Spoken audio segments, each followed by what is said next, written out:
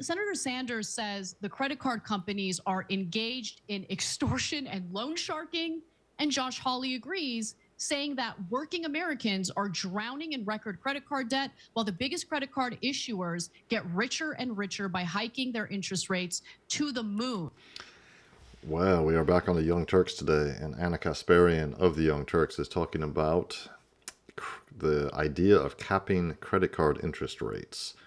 Now, I do find this an interesting idea. I have some thoughts about it, but first, let's just get a little bit of background here. We'll go a bit earlier in the clip and see exactly what they're talking about, just to get some context. Run with, I mean, Bernie Sanders is serving in his last term in the Senate, so it's not about him running with it.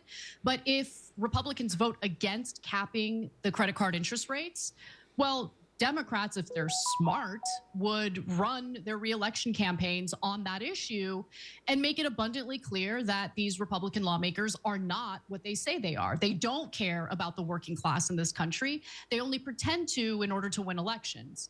And I mean, look at what's going on with these credit card companies. It's kind of insane.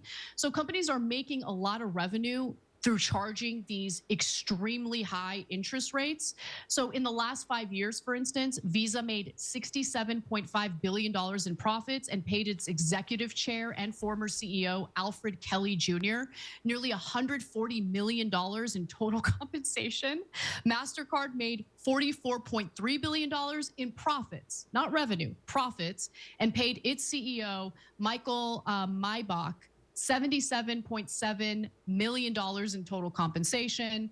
And American Express made $33.8 billion in profits and paid their CEO $157.2 million in total compensation.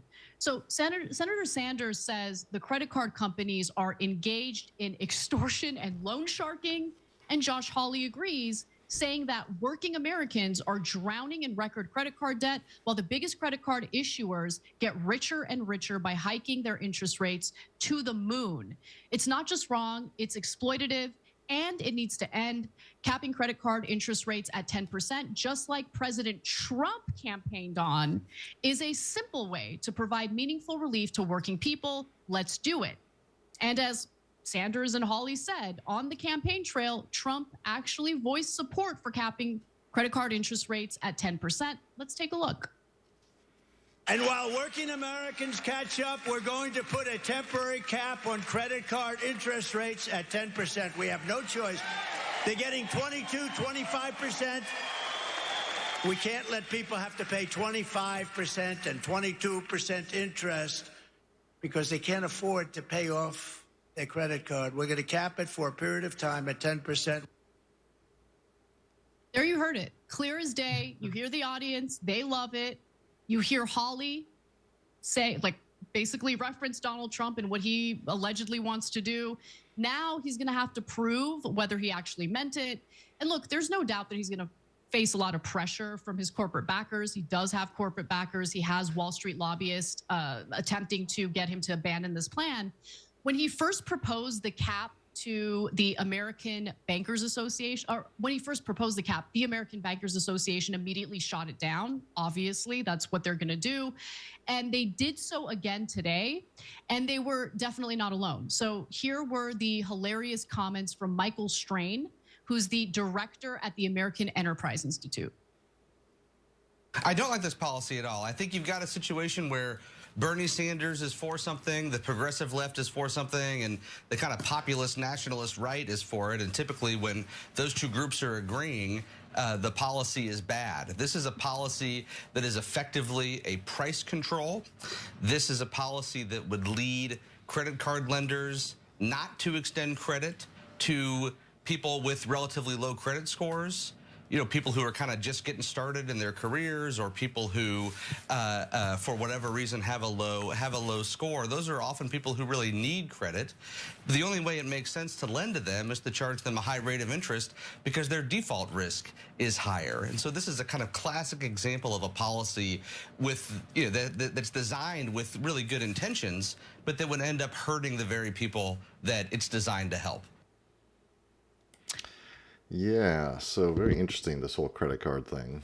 I have to admit, I have some impulsive takes on it. my initial take is, well, if the companies want to charge that interest rate, then they can charge it. They can charge 100% as far as I'm concerned. Obviously, people have to be aware of what they're being charged. They have to be aware of the ramifications, of the consequences of buying something on credit, paying it off in small monthly installments, and, paying loads of interest. For example, if you signed up for it, that's what you get, That's one way of seeing it, and I have to admit, that's kind of my natural reaction.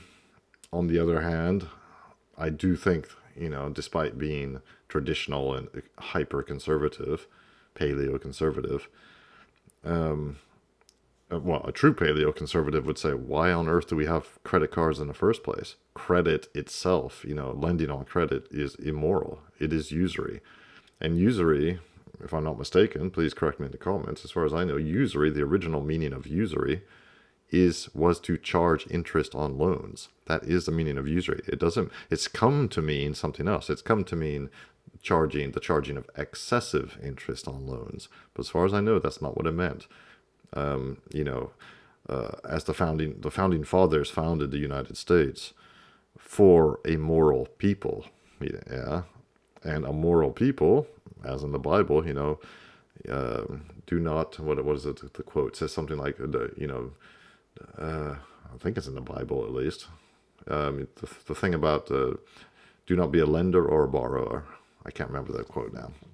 In other words, don't borrow money, don't lend money. Don't try to buy what you can't afford. If you have to get a credit card, if you have to take out a loan to buy something, well, maybe you shouldn't be buying it in the first place. And okay, loans, they're a fact of life, obviously, a bank loan of some kind.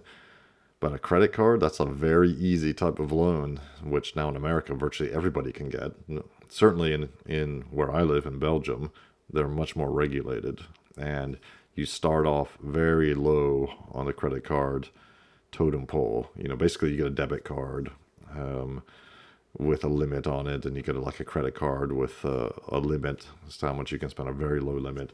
And it's just not as, in the United States, as in all things, it's just excessive. It's just extreme in all directions. So now we've got a massive credit card industry in the United States, which I'm not part of because I don't live there. But the real solution, maybe this is a bit of a hot take, is just eliminate credit cards totally. Just eliminate them.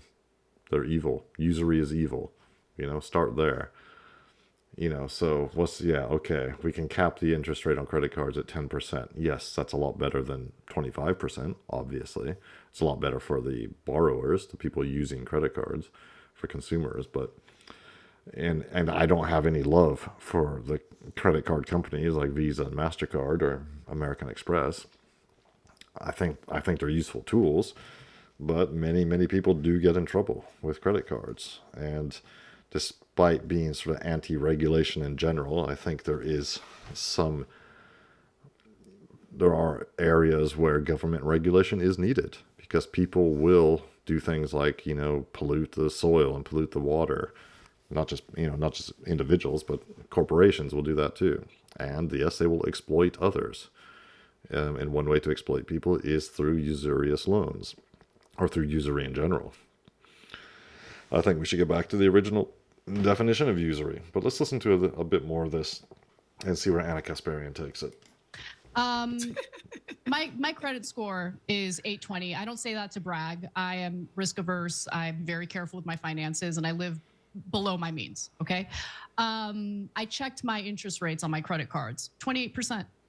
Doesn't matter if you have good credit. They want to make money. Okay. It doesn't. Yeah. If you are good with your money, like Ana Kasparian just said, sorry to interrupt again, if you pay off your credit card statement every month, then it doesn't really matter what the interest rate is, because you won't be paying interest. You've just had, you've had like a few weeks of free credit. It's only, of course, if you don't pay off your balance that the interest rate kicks in. So, yeah, just because you have a good credit score, or because you always pay off your balance in full at the end of every month, doesn't mean they're going to give you a low interest rate.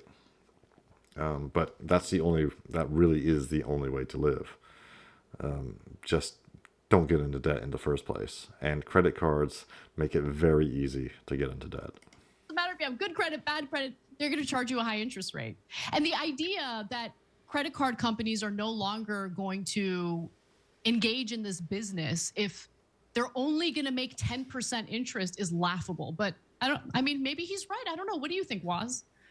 I was struck by the idea that the low credit score having people are they're gonna die without the $300, $500 credit card that we start folks off with. What are they gonna do without this $300 a month that we're price gouging the hell out of them with, ridiculous interest rate? It's absurd. It's obviously insane. The guy had a horrible argument. It's just basically like, well, these guys are agreeing, so it must be bad. He can't go point for point why it's going to hurt American consumers. It's just wrong. Obviously, he has no leg to stand on, and that's why he sounded so ridiculous trying to defend this so obviously predatory practice.